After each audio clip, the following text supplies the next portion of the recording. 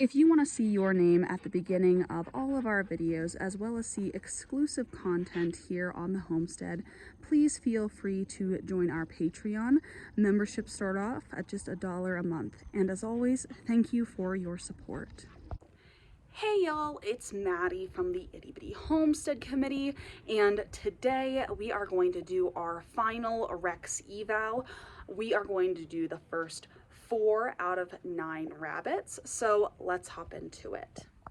Now, before we get into everything, I just want to say that I had the hardest time filming this. I pulled these rabbits out so many times to eval them over the past couple of weeks, and I kept just throwing them back just because my heart wasn't really in it, because this is my last Rex litter. I am getting out of the breed, and it kind of hurts a little bit because I love mini Rex, and the reason why I got the Rex breed in general was because I loved mini Rex so much, and I wanted the Rex to be like my gateway into loving a standard size rabbit that still had that plush, lush Rex fur.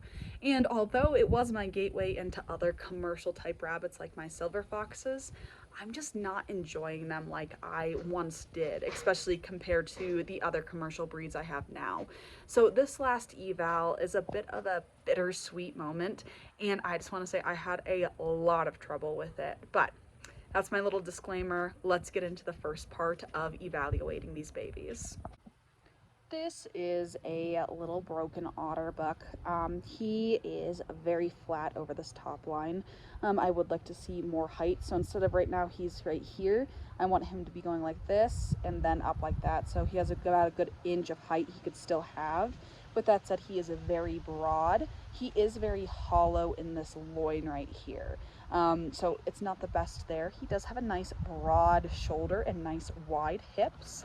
And when we get him turned around into the back, we have this nice wide hip base. But also from here, you can see that thin loin and that he is not filled in up over these hips. Now, when it comes to his pattern, he's a little smattered with white hairs through, so he's not very clean, and his ears could use a bit more definition when it comes to that coloring.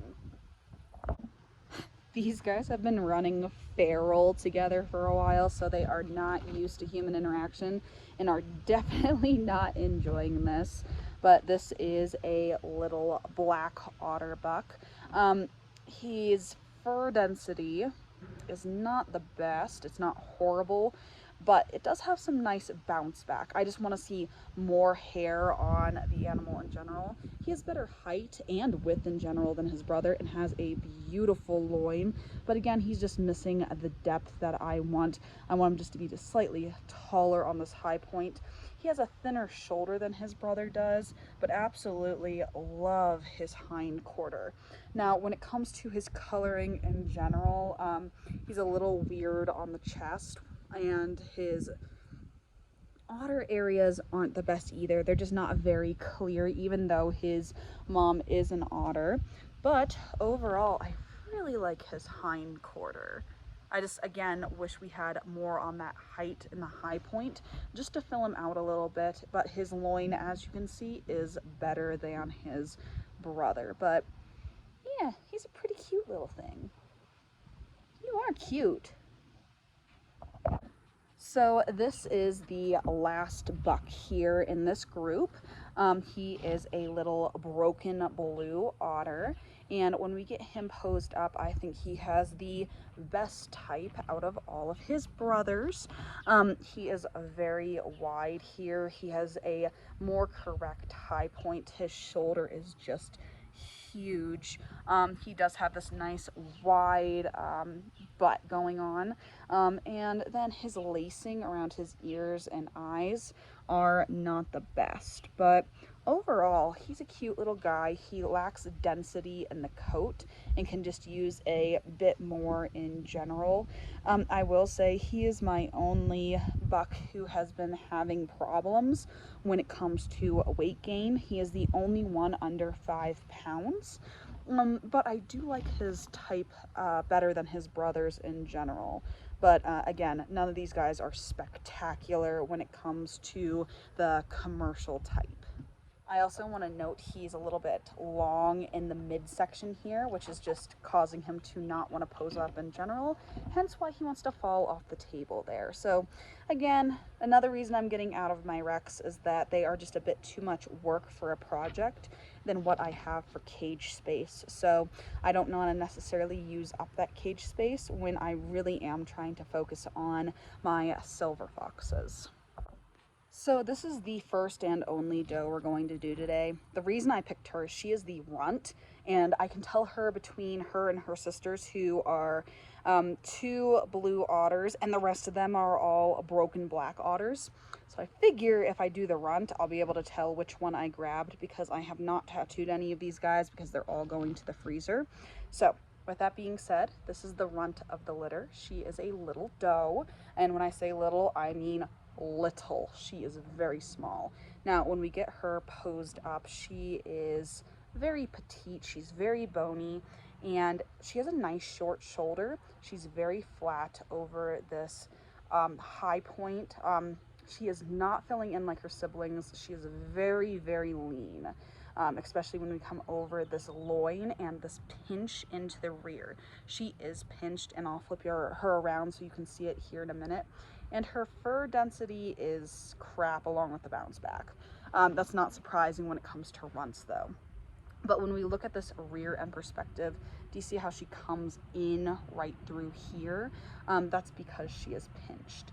She's also not enjoying this. So we come over here and she is just very, very squeezed back here.